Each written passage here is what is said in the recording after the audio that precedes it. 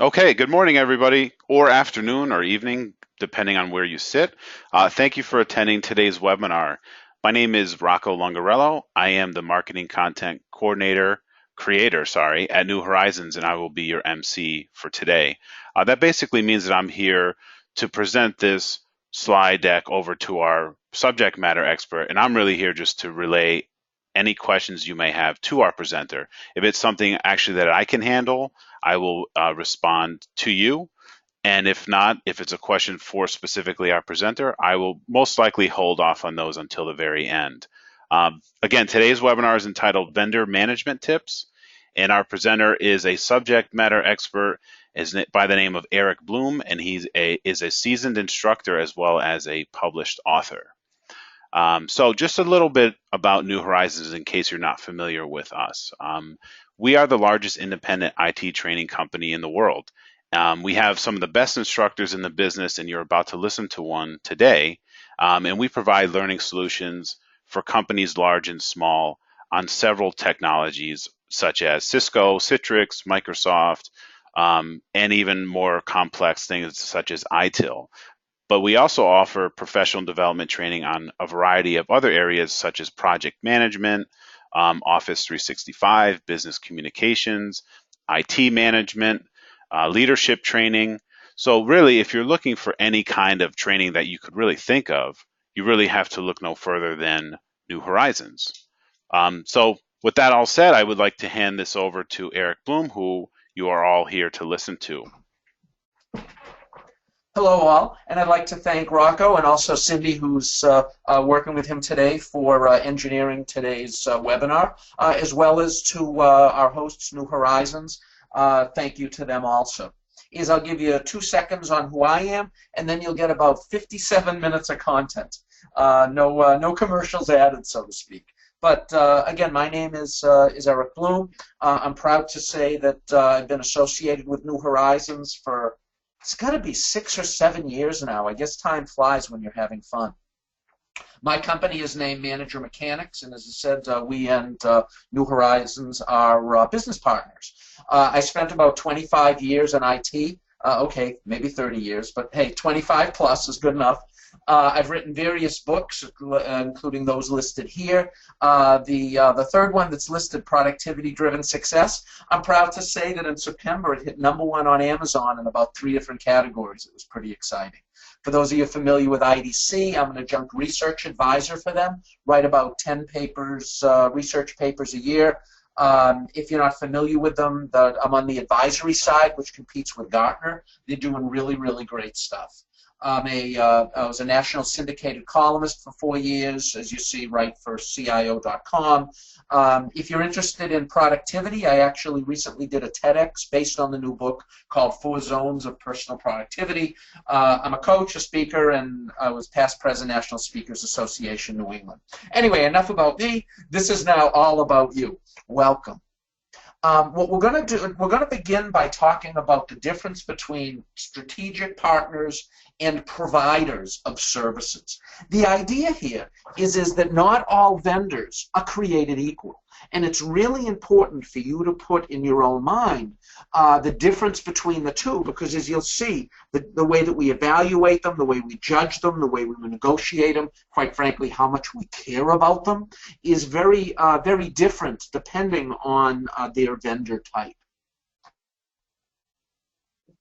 So let's talk about these different types now.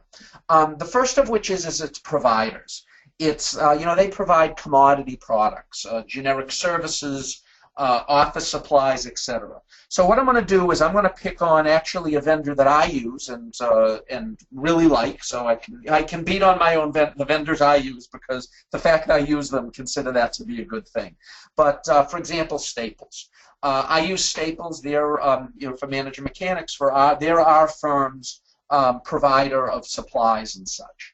But there's also some others. If you're in the Northeast, there's W.B. Mason. There's also Office Depot. All great organizations.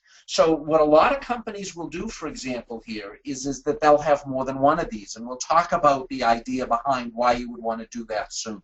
But that's the type of provider it is. I mean, realistically, is let's say that I'm buying big pens from Staples or copy machine paper, is that I could certainly get that from other vendors should I decide. The second type of vendor, they're strategic partners. They're in one way or another very important to our company. They could be a key software vendor. As an example of that is, let's say, for example, that you're heavily into Oracle. And by the way, as I use companies' names, don't think that I am not either beating on them or recommending them.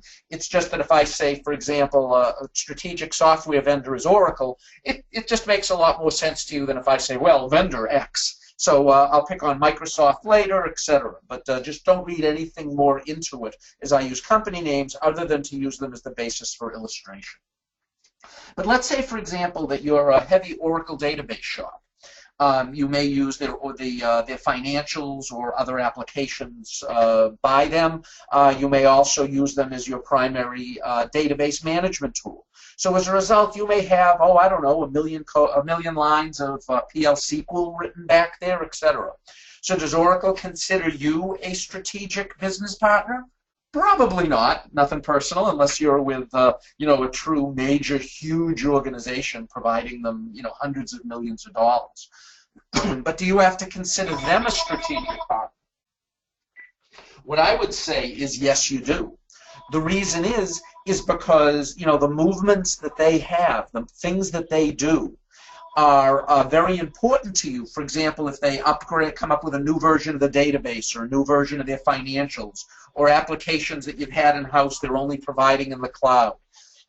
It's very, very hard to move from one vendor to another, so therefore that's what makes them a strategic partner for you. Now, on the manufacturing side, say, for example, that you're making widgets, and, you know, widget part A is coming from a company in Arizona, and they're the only one who makes widgets part A. Then what happens is that they're very, very important to your company's revenue. They're part of your process, etc. So as a result of that, you see the difference between these two type of vendors now. And then there's the third type, and this third type you won't really see again in this presentation. But what it is these are the one-time vendors. You know, the holiday party is coming up and you want to buy everybody a t-shirt. All right, you really don't care about the t-shirt company you're buying it from as long as they can produce good t-shirts and a quality product, and they don't go bankrupt before they drop your t-shirt pile in the mail. You know, it's these one-off things that you get. Again, it's a single transaction as opposed to the other type, the providers and the strategic partners, which are meant more to have long-term relationships with. Now, by the way, as I picked on Staples here as a provider, no disrespect meant. Providers are really, really important because they're providing the general materials that you need to do things. But there is a very, very difference, as mentioned, between them and the strategic partners. Now let's look at the providers directly. So we're talking about, you know, the office supply people, the things along that line. Now, first of all, they're relatively easy to replace.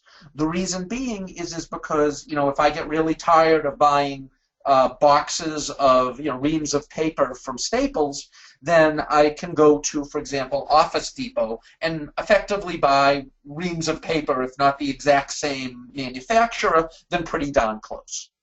In fact, what happens is most vendors, most companies, what they'll do is that they'll have two of these vendors in place. The reason is because what they'll do in some cases is, for example, Staples may have a great deal on paper. Paper is always the cheapest at Staples for some reason, but maybe pens and pencils are always the cheapest at Home Depot. So what they'll do is that they'll create basically which products they'll go to buy from which companies. You also see this, by the way, with consulting firms, for example. You know, most companies that bring in firms like Infosys or Cognizant or Accenture, what they do is they always have more than one of these vendors in-house. Why? Certainly they're a more strategic partner than provider, but the reason they do it is because then they can have the two of them competing back and forth for new work. But anyway, so for your providers, how do you judge them? How do you decide if Staples or Home Depot, Office Depot, or whoever it is a good provider for you? Well, there are really four ways you can judge them: price, reliability, customer service, and what I affectionately call the pain in the neck factor. Let's talk about each of these individually. Is price? Okay, that's pretty obvious. It's the price. If it's $10 here and it's $8 there, then that's an important thing. The next is reliability.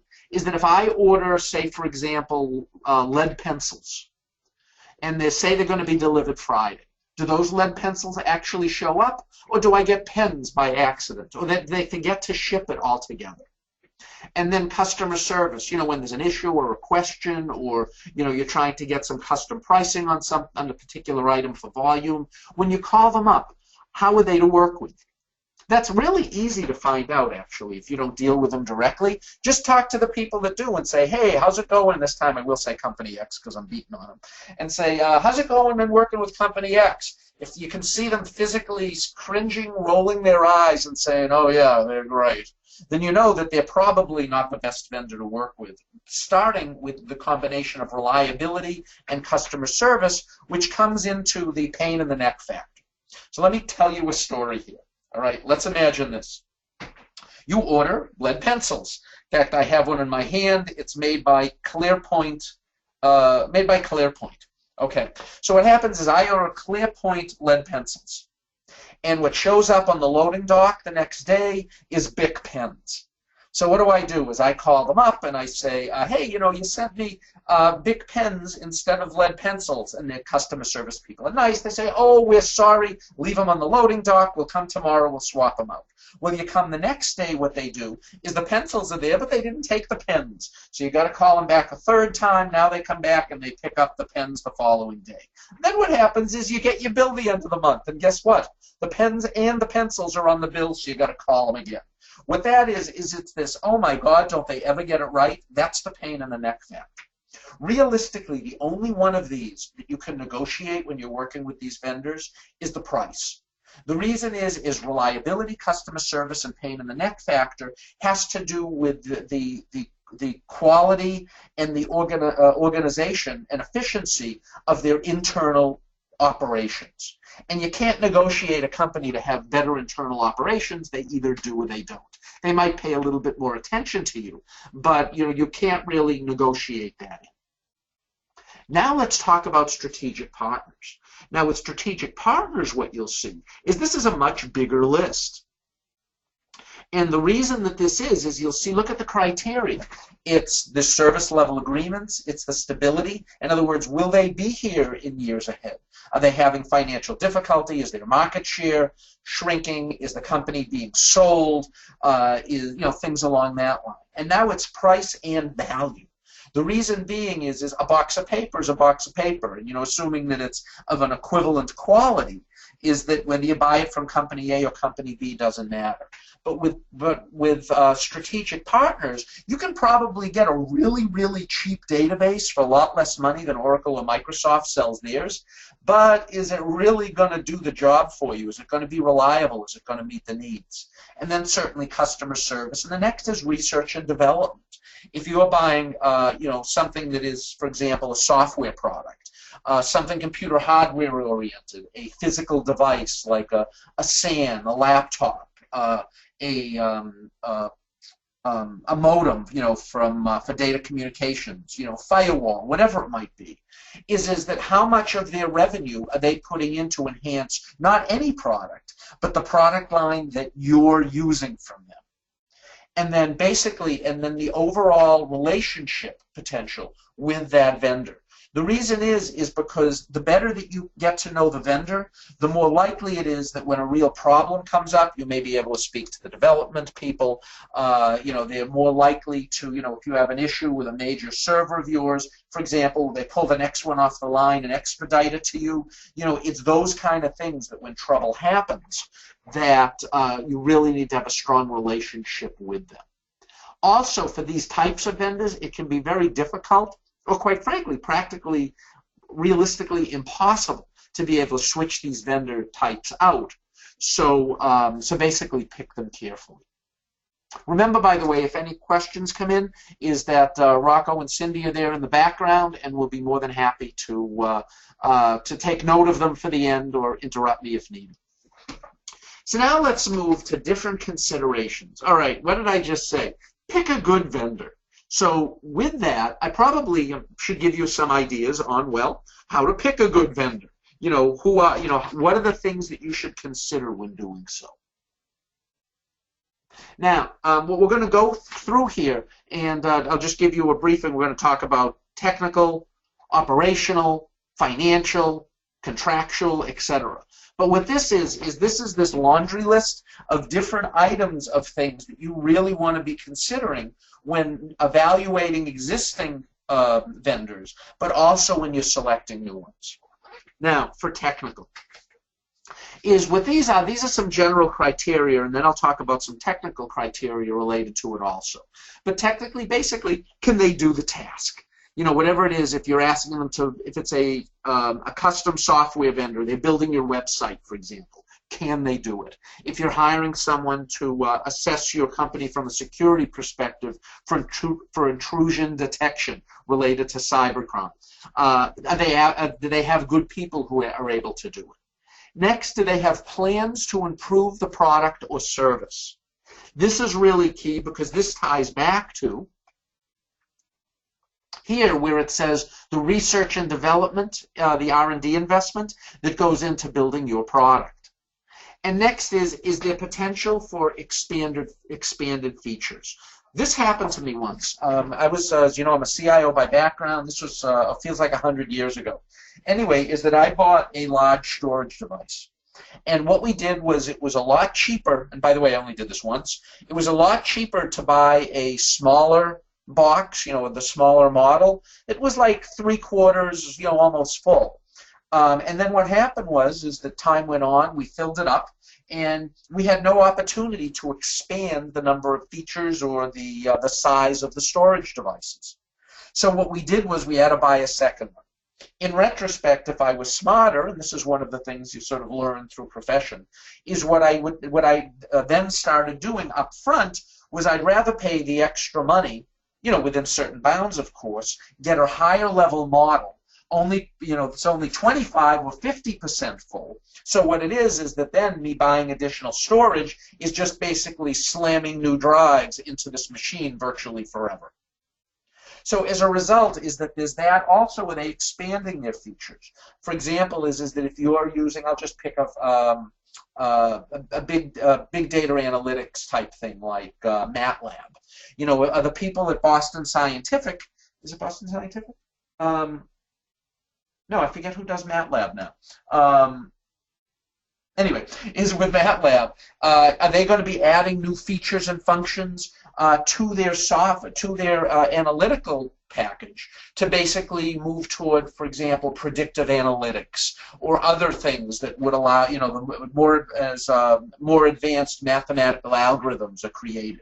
If the answer is no, then with them, of course, the answer is yes. But if the answer is no, then what happens is that all of a sudden you're stuck with a package that will not grow and grow along with you. Other things to consider here is what's the product maturity and reliability? How long, in other words, how long has it been there? Is it a brand new version 1 of the product, or is it really a staple in the market?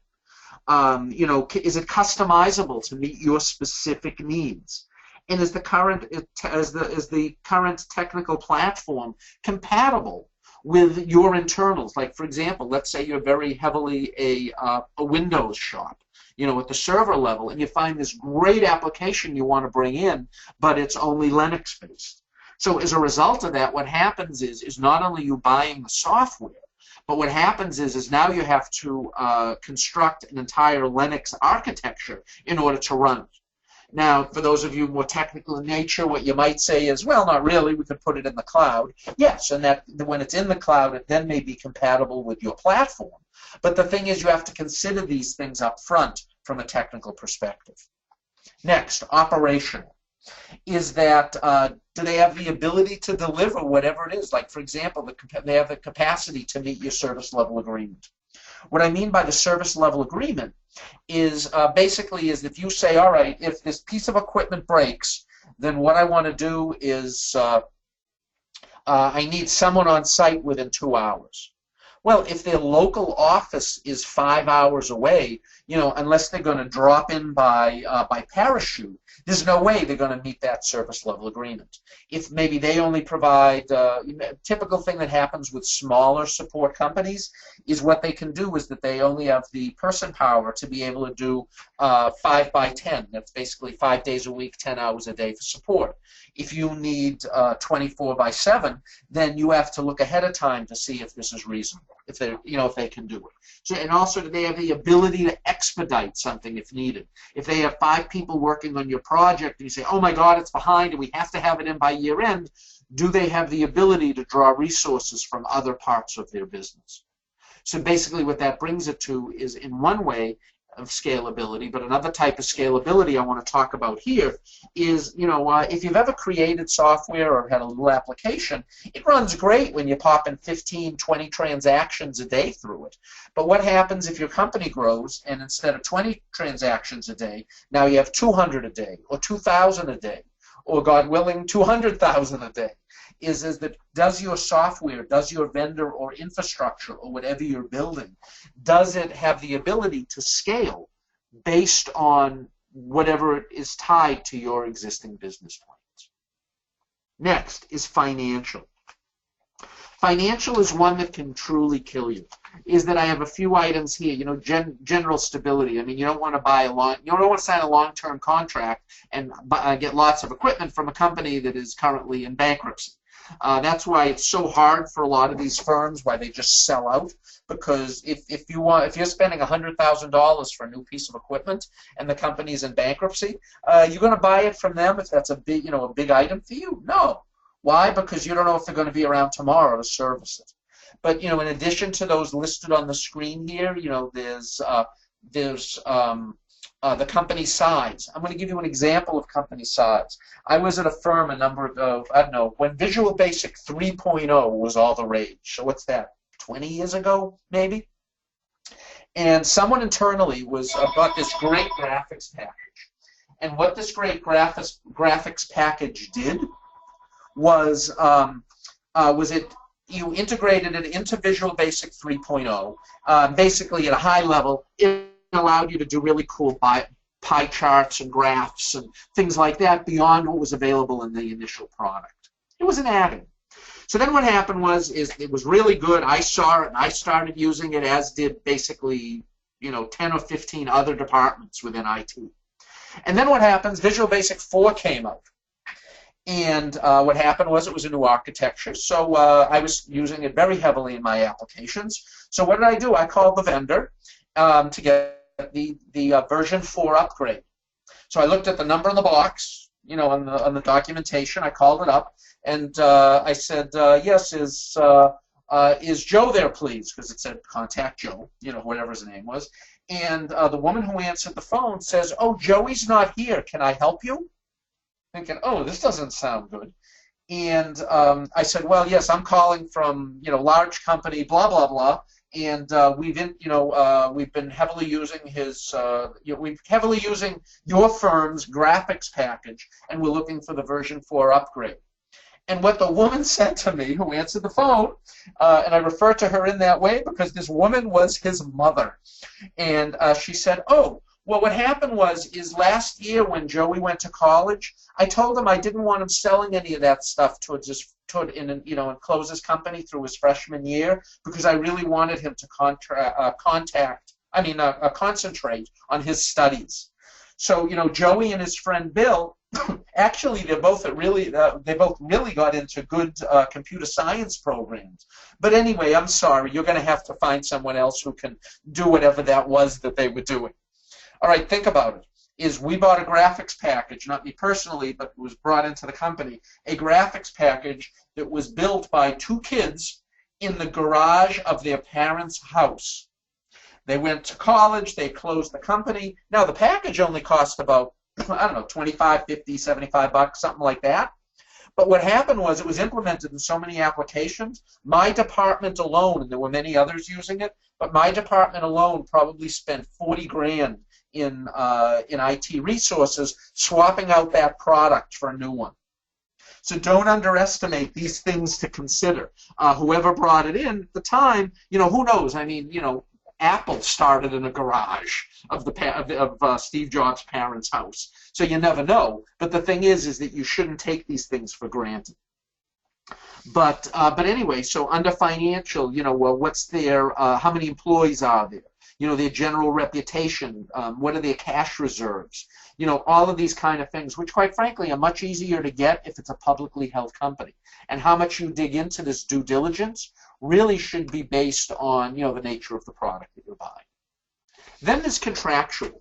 Now, there's a lot of contractual. I'm going to speak for myself. I'm not a lawyer. I never played one on TV. There are lots of things that the legal eagles do a heck of a lot better than I do. However, there are things that we as technologists do that's actually better than most of the lawyers. And what that has to do with is things like, what's the service level agreement that's built in contractually? Things related to licensing fees, disaster recovery plans, change of control, things along that line, many of the things mentioned here. So what I would do is, as you're looking at the contractual requirements that you need, what I like to do, to be honest, is that I go to the really big vendors. I see what's on theirs, particularly as I'm working with smaller ones. I, as the IT professional, would look at certain things like the upgrade, the times for upgrade, the requirements related to licensing if it's software, the service level agreements, things along that line. But then what I do is I'll obviously integrate in with the legal team, whoever the corporate lawyer is, to look at all this other stuff, like when can audits be done, things along that line. Next is measurable. It's nice for you to say, gee, you know what? What we really want to do with our vendors is we want to measure things. We want to make sure that they're doing the work, that they are paying attention to what needs to be done, that we can penalize them if they don't meet their deadlines or benchmarks or deliverables or whatever they might be. Well, that's fine to say, but the thing is that when you're working with them, what you have to do is you have to define what is measurable mean. Like, for example, usage levels. Is that uptime of the product? Is it software or hardware speed? Is it hitting specific project deliverables or milestones on, software or documents or whatever? Is it the utilization of their product? Is it the cost per transaction? Is it the latency from the time the carriage return is hit till it returns to you? What things can you specifically measure? Because it's those measurements that, in fact, it's nice to come up with the measures, but one of which is, are they measurable? Can you measure them? Second of all, if you can measure them, what business value is there to that measure? And then if you can come up with a business value of them, then how can you use that basically in future negotiation and penalty and things like that as you're talking with the vendors? Because if you say to them, nah, just sort of slow, we're going to cut the bill on you. We're only going to give you 75% because I thought it'd be faster. It just doesn't seem it's as fast as I'd like it to be. Well, you know what? You have no standing there. If you can say, hey, the service level agreement says that, you do these things within a 2-hour time frame and it's taken you 3 weeks each, then all of a sudden that's penalty clauses, it's other things that are built into the upfront contract. Next is transition. Earlier in my career, I was a CIO in financial services, so asset management to be particular. So one of the firms, actually two of the firms that I was at, major projects of mine were replacing the portfolio accounting system. Basically, that's the record-keeping system for the stocks and bonds and things that clients held. Now, what happened is in replacing that system, it's not like you can say, hey, everybody, nobody trade stocks for the next, couple of months so that we can get the new system up and running, is that we couldn't lose one transaction. We had to be up 100%. I remember saying to my manager, I said to him, hey, I want to tell you, replacing a portfolio accounting system is the equivalent of doing heart-lung transplant surgery while the patient is running a marathon. Namely, we lose some transactions here, it can close the company. So it's nice that they have a great product, but what's their ability to basically implement the new one and remove the old one without any loss of transactions or whatever? It's like when you're riding down the highway. You know, what do is that they have to come up with detours to get you around it. You know, they work on doing road work at night rather than during rush hour in the direction everyone's going. Why do they do that? It's because they can't. It would be a lot cheaper and a lot easier to just say, hey, everybody, you know, the main roads, all the main roads in Boston, we're going to close them for a couple of weeks because, you know, we want to maybe tar them a little bit, clean them up a little bit, maybe modify a bridge. You can't do it because life goes on. So anyway, what this is I would talk specifically to some of their vendors and say, hey, what's their ability to implement their product? Now, as a quick note for you on the side, what happens a lot is that it's easier to switch usually from a major vendor to a smaller vendor than the other way around. The reason is because if, let's say I was a small vendor that did human resources systems. I know what the big human resources systems are. You know, there's Workday is one of the new ones, Oracle, SAP. So what am I going to do? I'm going to figure that whoever's going with my new human resources system is probably coming from one of these three big ones. So what am I going to do? I'm going to create automated processes and procedures to basically simplify the migration from their application to mine. Now, if it's going the other way, is that, you know, from my small vendor to, say, Oracle, do you think Oracle is going to say, oh, gee, look, they have a customer base of 15 companies, only 5 of which we're interested in. We better spend $5 million coming up with software to be able to automatically move from these as a strategic direction. No. So as a result, understand that, you know, what happens is your job is on the line as part of the implementation of the project, which certainly includes its ability of the vendor to help you do the transition from one to the other.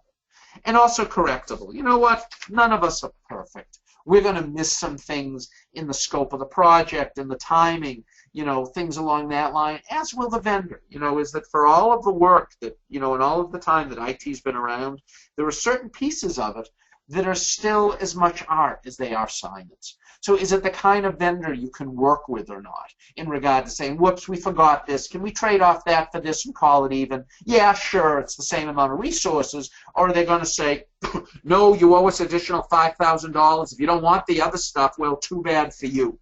You know, different vendors have different reputations and personas related to it. Like the guy in this picture here, look on his face. I'm thinking he's not going to help us much. I'm just having fun. And lastly, exit strategy is that every time you go into working with a new vendor, you should be thinking up front, what if I need to get away from this vendor? What will it do to me? How hard is it? You know, in the case of, you know, if we go back to the vendor types, you know, in regarding providers, it could be, all right, I just buy the paper from product B instead of A. Why don't I develop a relationship with company B now?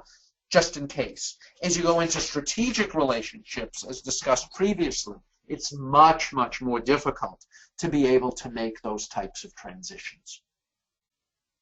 So from here, now what I'd like to do is let's talk about the life cycle of working with vendors.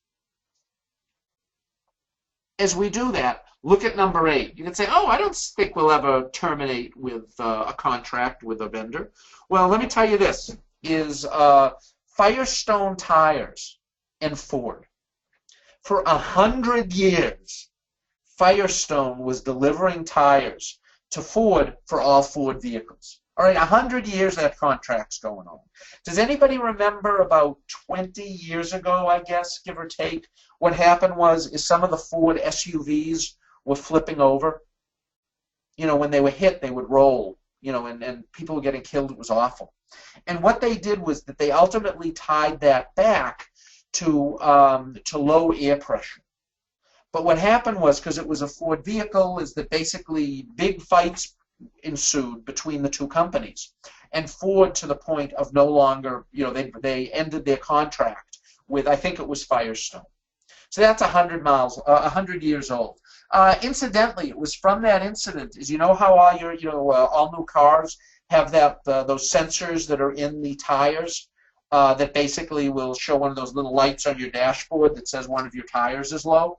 It's from that incident, or that situation, I should say, back some number of years ago. But anyway, so like before, in the previous slide where I mentioned it here, is remember that the exit strategy is always important. So let's talk through now these, just briefly, these 8 steps in the cycle. Actually, in the full version of the class, we have slides for each of these and more stuff around it. But, in a 1-hour webinar, I'll just talk you through some of the items. But anyway, the first is business case definition. This one, as well as number 2, but I'll talk about them separately. This is stuff you're doing now anyway. What is that? That's your scope document. That's what you do whether you're working with a vendor, working internally. If you have some type of waterfall methodology, sorry you Agile folks, but you still need to have some document up front that allows you to be able to get permission to move ahead with the project. Number 2 here, the business requirements definition. What that is that's your typical business requirements definition.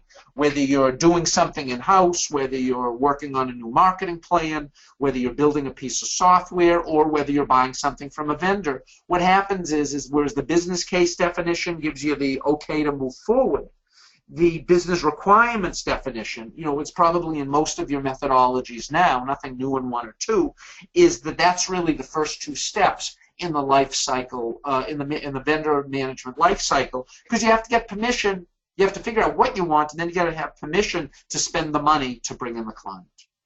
Then what I suggest you do next is in step 3 is the service level agreement.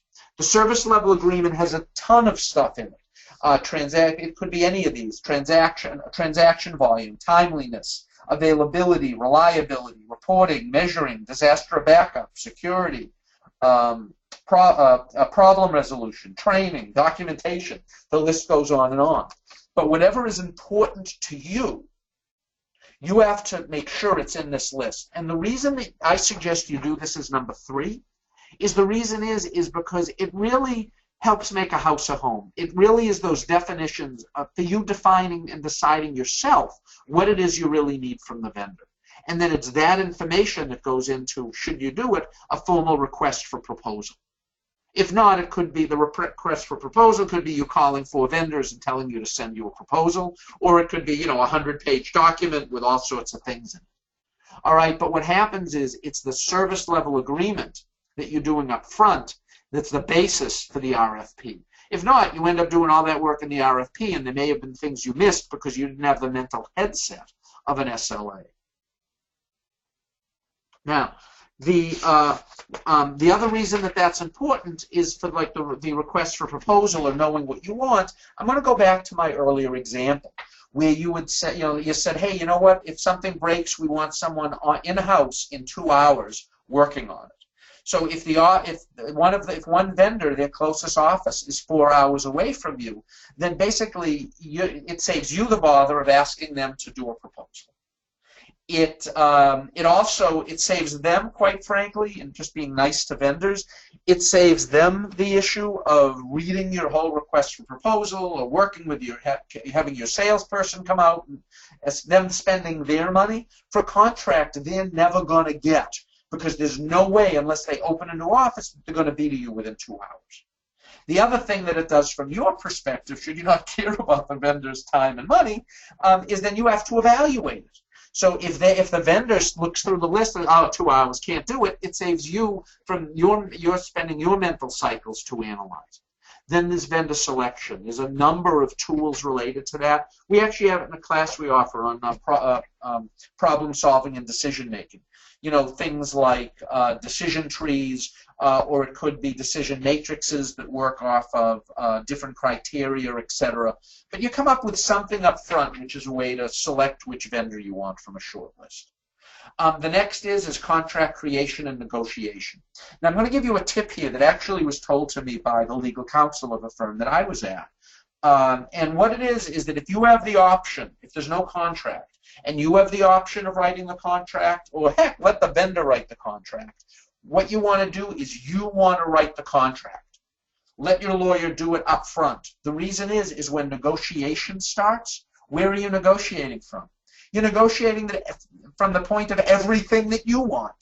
So what happens is that it puts you in a better position if the initial contract that will be negotiated. It has to be fair, of course, but if the initial contract that's written is written from your perspective and what you want, then what happens is it gives you a much greater chance or opportunity to get the things you want. And then there's the contract execution, which is basically the signing of the documents, and then over time, potentially, is contract termination.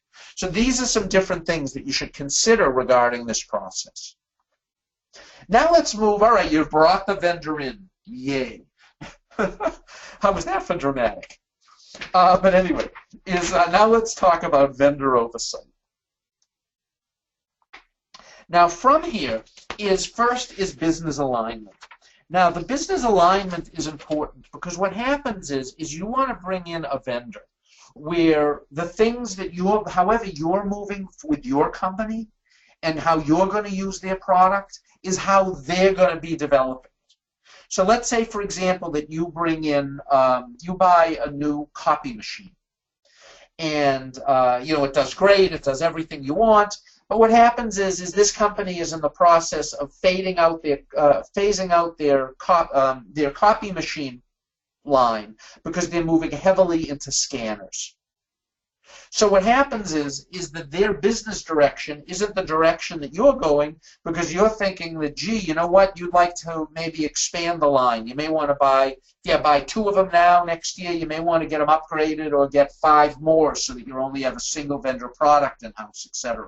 So basically, is there alignment between where the vendor is going and where your company is going? That's something that needs to be reviewed on an ongoing basis. Next is vendors' plans for continuation of the service. Is that product lines come in and out? It might be a great company, but the thing is that the specific product line that you're working on is they may be phasing out. You may see, remember I talked about R&D? You may say, wow, they're spending 40% of their incoming revenue on research and development. Wow, isn't that great? Yes, it is, unless what they're doing with the 40% of that R&D money is they're using it to come up with new products to phase out the one that you are using. So that's why you need to understand these things, and you have to watch your major vendors on an ongoing basis so that you're prepared should these things happen. And lastly, mutual partnership commitment. What that is how much is the vendor willing to work with you? If you're working with really, really big companies, not so much, maybe a little bit on price, a little bit on this, but, you can't, move the battleship left to the right if you're, riding a little dinghy next to it. Next, the governance structure. The way that this basically works is, let's think about it. It goes up and down. First I'll talk about across, and then the way these interact. What happens is that a business sponsor says, gee, I think we would like to get a new CRM system. And then, God willing, if you're the CIO, the head of sales will want to talk to you about it. So what happens is the business person brings in the head of IT. Now, it can also go the other way, is if IT is doing its job right and is being a strategic partner and thought leader for technology related to the groups that it serves, then IT may in fact go to the business people and say, hey, you know what? I've seen some great new technologies in other industries that I think could give us competitive advantage. What do you think? So then what they'll do is that IT in fact will be working, having a seat at the strategic table, the strategic decision-making table, as a thought leader in in technology enhancement in that particular industry, and brings in the business sponsor. Then what you do is, you go and then you bring in the legal people. They're just legal and compliance because, of course, well, they're the legals in the group. So the decision is made. Then what happens is the group on the top says, gee, you know what? Yeah, we would like to bring in a new sales system. So what do? They go to the business users, they go down a level, and they say, hey, business users and IT, figure out what the requirements would be. How do we integrate this in? How many user seats do we need? So basically, they're doing all the due diligence work, and I'll call that level 2. The level 1 being the execs, level 2 being the business analysts and IT. So what happens is they're viewing all this stuff. They're analyzing, they're coming up with the specs. Then what do? They put all these specs together. They figure out the number of seats, the rollout plan, etc. They go back to level 1 and they say, hey, this is how we think we should do this. What do you think? Level 1 makes the decision to move forward. That could be the business case. It could be far down, in regarding to the project plan, etc., depending on the project and who's sitting at what levels. But anyway, it says, all right, yes, the executive team says proceed. So what happens is the legal group is brought in, the contract is negotiated, it's signed, and then level 1 looks to level 2 and says, all right, everybody, we just signed the contract. Great. Go and implement. So IT and the business side of the house go and they do whatever they need to do through project management, etc., phase in the new systems, phase in the old systems. All is well and life continues. Then what happens is next year comes and senior execs say, hey, should we sign the contract and continue it? Let us know what's going on there. So level 2 then says, will presumably say, yes, things are going really well, blah, blah, blah, or what. Now, it also can go the other way, is the business users are really disgusted with the service they're getting from the client. So what do? Is they go up to executive leadership and they say, hey, will you help us with this? We're getting bad this, whatever it might be. So what happens is then senior management gets involved. So in a proper governance structure, there are the high-end decision makers and the people controlling the funds, and then at the level down one are the people who really understand the what's going on. And the better the interaction between level 1 and level 2 here, the higher ability that you have to properly govern your vendor relationships. Next is in these 2 slides, this one and actually the one after it, this one is formal communication and reporting, and this one is informal. They're both enormously important. Do you remember before when we were talking about measurement, we said, hey, what are all those things that we're going to be able to measure about the vendor? Number of transactions, completion time, level of error suspense, ability to fix bugs, rollout schedule. Just stuff like that, is that what are those specific things that you're going to measure? And then what you do is you have to establish formal reporting. It might be billing. Let's say you're using a cloud vendor and you'd be like Amazon Cloud, and you're paying for CPU cycles and storage. Presumably they have a report that they can give you that can be audited and is properly formed so you can analyze that your bill is correct. But all of those things that you're going to be getting standard formal reports from the vendor. Now, the next is informal, which in many cases is equally or in some cases more important. I'm going to give you a specific example of this. Is the third one here, a heads up. Is that, let's say, for example, that you're the CIO. Congratulations, you're all CIOs. Or, by the way, you could be the chief purchasing agent too, given what we're talking on. No disrespect, you guys are great also.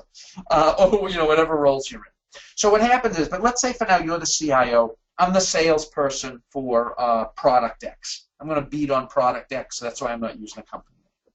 So you come to me and you say, hey, Eric, you know what? I saw that version 5 of your software has some great stuff in it.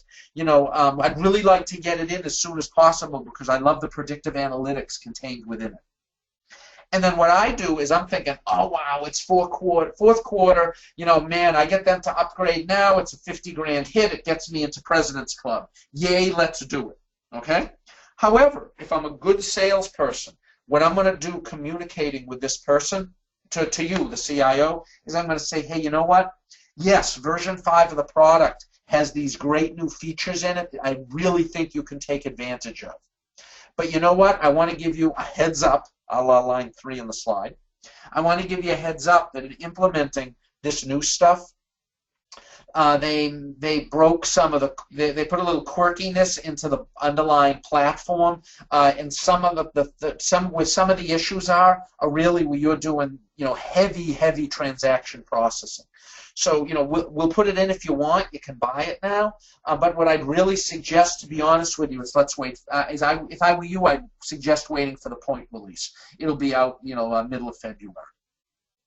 So what have I done there is basically I'm, rather than me having a transactional relationship with my client or customer, what it is I am creating a relationship-based relationship with my client. So what happened was, and this happened to me once, I did that I was in reverse. I was in the CIO role. And what happened was, as the new version rolled out, I'm seeing in the press the issues that they were having with it. And my salesperson saved me a lot of operational nightmare by giving me, on a wink and a nod that says, hey, you know what? You really should hold off a little bit. Other salespeople maybe didn't do that.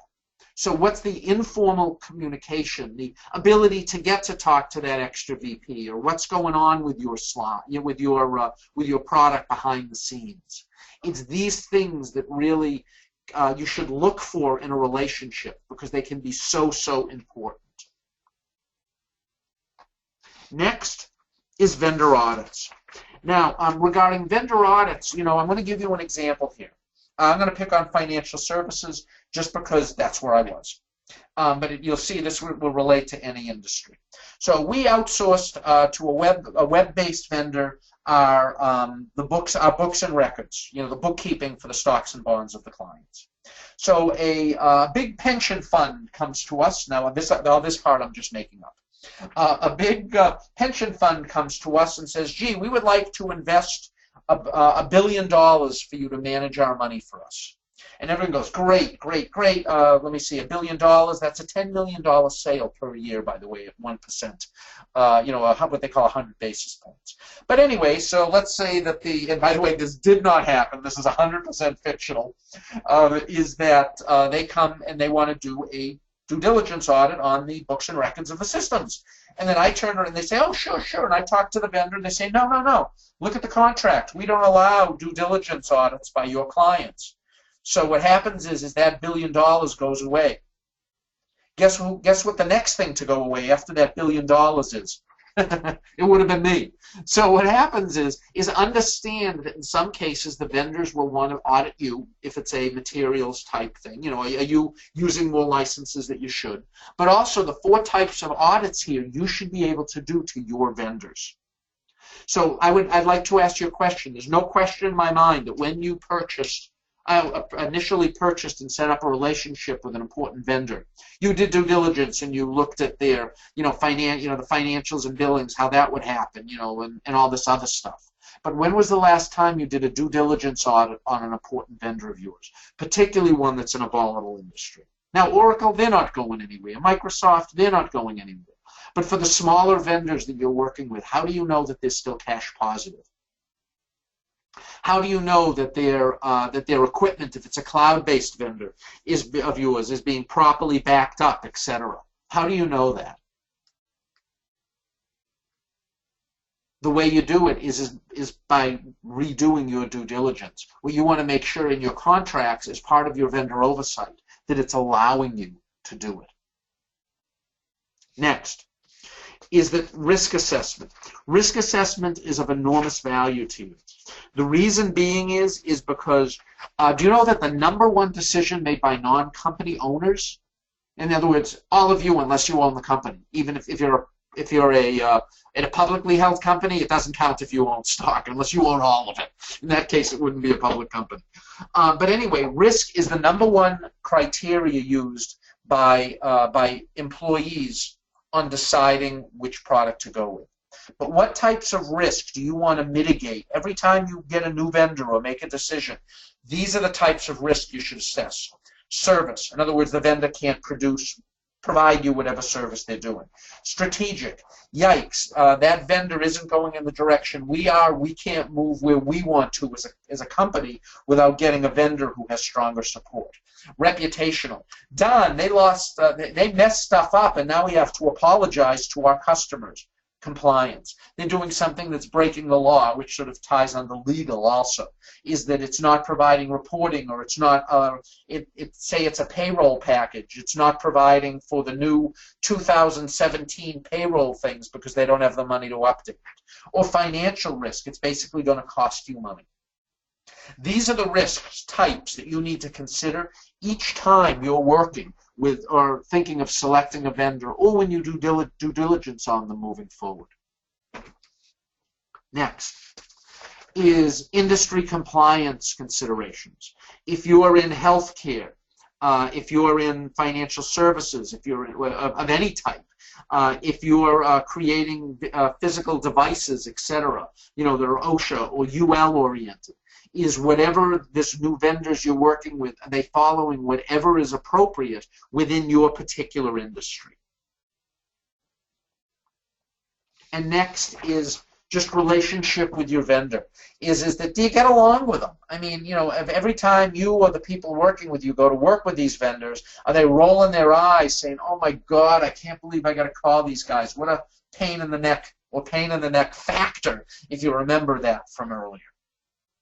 So anyway, these are a number of things that what you need to do regarding vendors in general. I hope this has been of value to you. Again, this was sort of a fast run through of a much bigger deck related to vendor management. Now, what I'd like to say for those who enjoyed today is a number of things. One of which is as Rocco said up front, we've been doing this for years. We do one every month. Next month is on December 13th, and it's on Get Noticed, Get Promoted, and Build Your Professional Brand. What I'd say is that we have hundreds of people actually signed up for that one. So I'd say if you want to sign up for it soon. I don't know what their limit is, but you want to get in before it's over. Also, we have 3 one-day classes coming up on, as you see, November 10th and 11th, right around the corner, and December 9th.